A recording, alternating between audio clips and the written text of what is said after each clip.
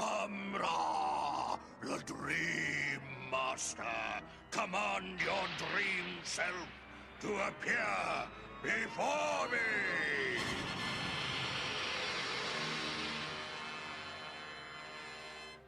Welcome back to the Tiger Dream Hangar. This is Mike. Today I want to talk to you about the new wave of Super 7 Ultimates Thundercats. This is wave 10. We're already on the 10th wave, which is kind of crazy. But I've got some thoughts about this, and I really feel like 3 of these are basically repaints or color variations of other characters, which is usually fine by me, but I knew we were going to get a Snarer eventually. We got one all-new character, which is pretty cool, and we're going to talk about this, but I've got a theory kind of why they're doing this, and we'll talk about this and more coming up.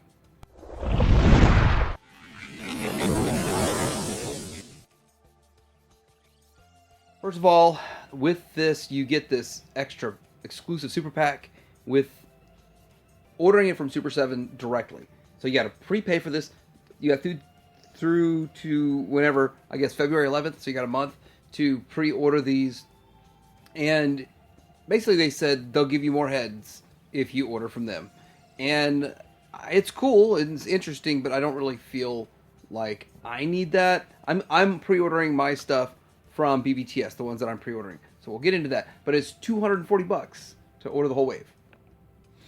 All right, so we're going to get into the first one, and the first one I want to talk about, of course, is the new figure, Quickpi. Now, this is ultra obscure. He's supposedly in 3 episodes. I really only could find him in 1, and he's a thief, a master escape artist, and Quickpi has a talent for getting his friends out of tricky situations. This is interesting that they made it. Yes, he was in the show, and I kind of like the ultra obscure stuff. I love that they do something ultra obscure like this, but we still haven't quite gotten like the basics. Safari Joe and Driller, Stinger. There's a whole bunch of other ones that are still basics we haven't gotten yet. I'm sure we're going to get them. I know we're going to get more loot attacks and that kind of stuff coming down the road, but with that, I still think it's cool that they're making these side characters. And I would have liked more of these side characters brought in, but anyhow, let's get into seeing what he comes with. For $55, he comes with all this stuff. He's got it's Snarfer's coin purse. Is that what that is? We got a key. We've got extra hands, and we've got an extra hat, and we have several heads. The thing about this is that the hands aren't articulated, and that's why they have to have different degrees of opening, I guess, to swap the hands. That's real weird, but it's kind of accurate to the way it is. It's a cool looking figure, interesting concept. This is one I think a lot of people will probably pass on, oddly enough, but it's cool that they're making it, and I pre-ordered this. This is the only one from this wave that I've pre-ordered, by the way. Next, we're going to get into Mumra, the Dream Match Master.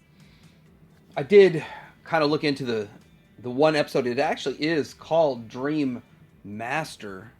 I think it's episode 56, if you want to check it out.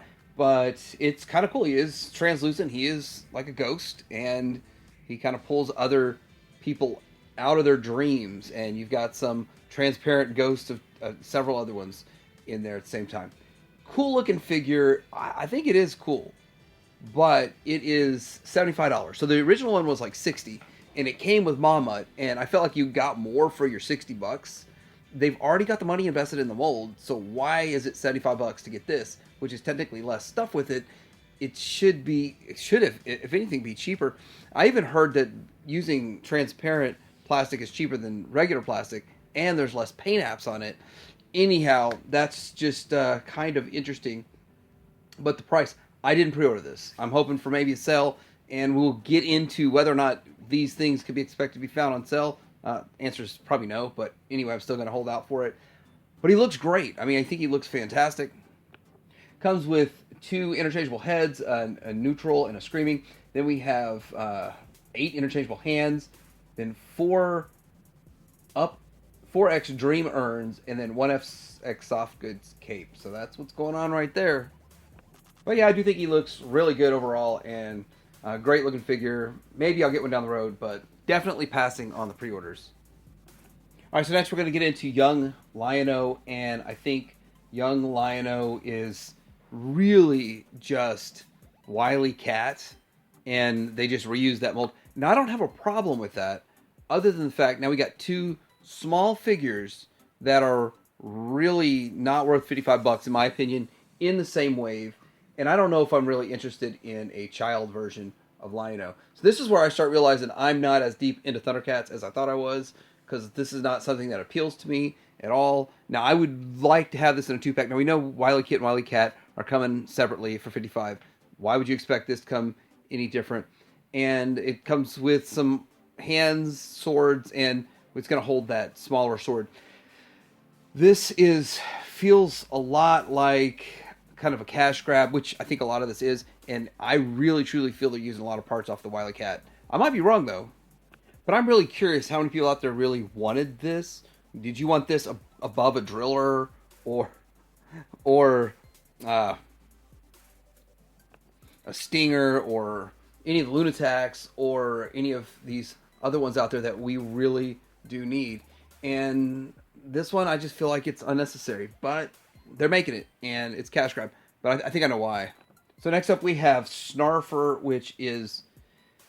This one's still kind of questionable, because Snarer really should be smaller than Snarf. But if they literally just put the Snarf buck back out, make a couple of modifications here and there to it, maybe paint apps and stuff, and they're the same exact size, that probably is not going to work, but I'm pretty sure that's what they're doing. I'm not 100% sure, and that's kind of suck. You don't get to see these side by side with other ones. It's kind of annoying that they did it this way. But anyway, Snarer looks pretty cool. He's got some interesting accessories, and I knew they'd make it, and I'm kind of interested in having Snarf with someone else. That's cool too. But another one that's $55, and in this day and age, it's getting harder and harder and harder to keep up with all these lines at the expense. So he does have 3 interchangeable heads, 7 interchangeable hands, 2 interchangeable tails, a neutral and a gripping tail. He has a gripping tail. That is kind of fun right there. And so he's not going to have like a standing tail like the Snarf does.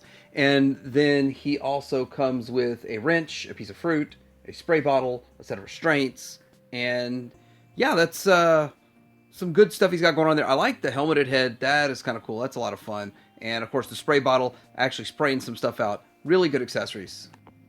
So Snarer does look pretty cool. He does look pretty good. Of course, he has that belt strap that differentiates him from the Snarf figure. But he is a small figure, and he is going to be a bit on the costly side for $55. And what do they think the packaging might look like? Funny thing is, I wonder if any of these packaging renders ever match the official packaging. I don't think any of them ever do, but there is that.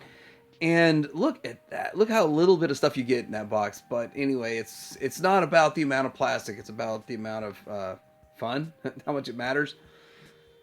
So we do have to kind of get into a little discussion about this. And why do I think they're going this route? Why are they using all of these mostly repainted figures to flesh out a wave?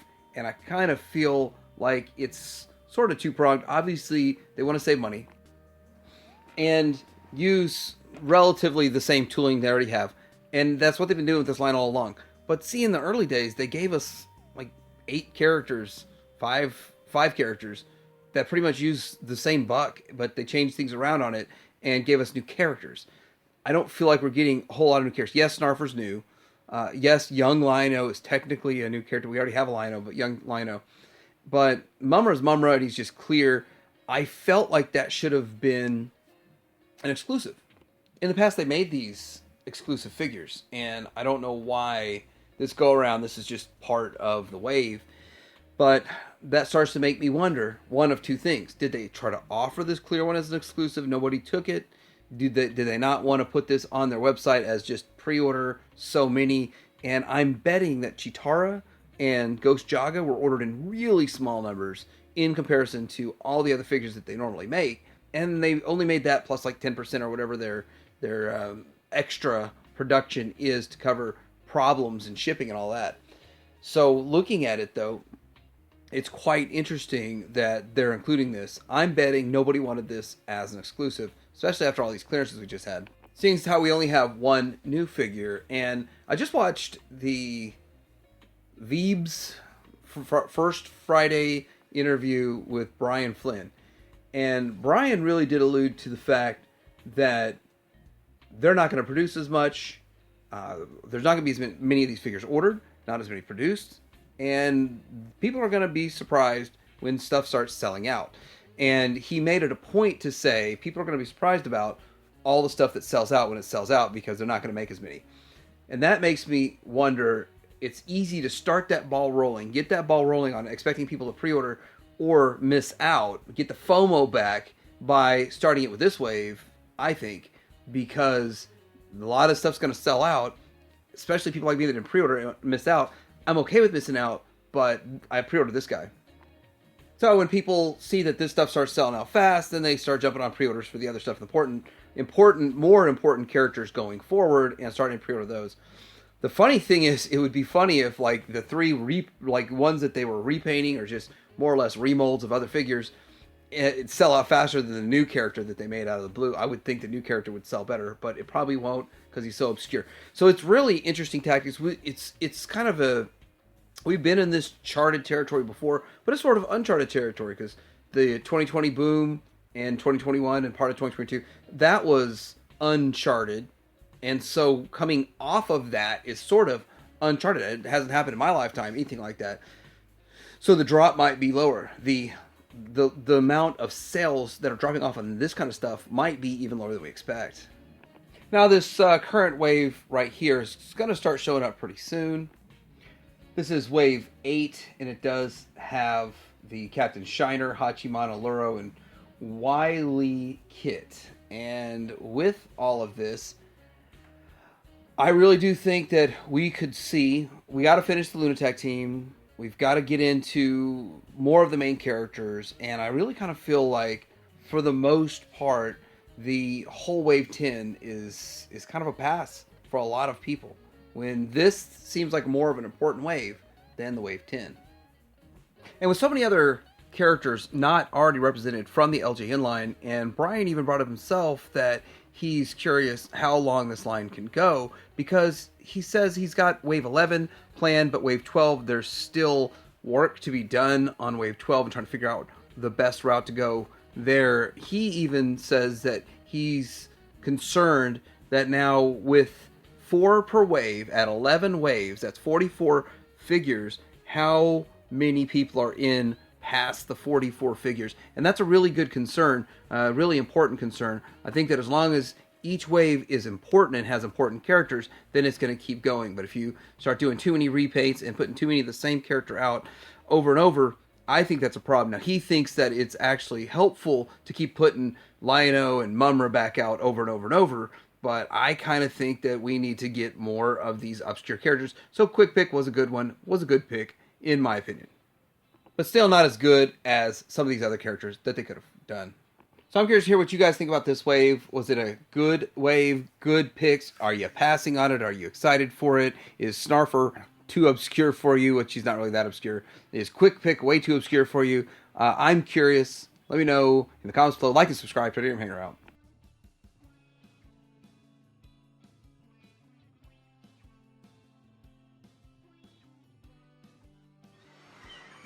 I cast the Dream Master's spell.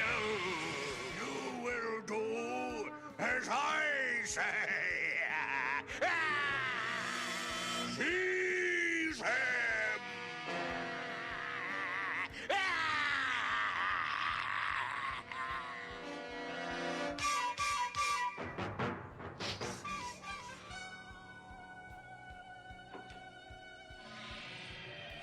Jaga, the sword is alive. Yes. But you will all learn new ways as well. Embedded in the hilt of the Sword of Omens. You'd better get right out of here or you'll have Snarfish to I deal. made copies against just such an emergency. Stop talking and open it. Let's see. Do we turn right? The door open. Of course. I knew what I was doing.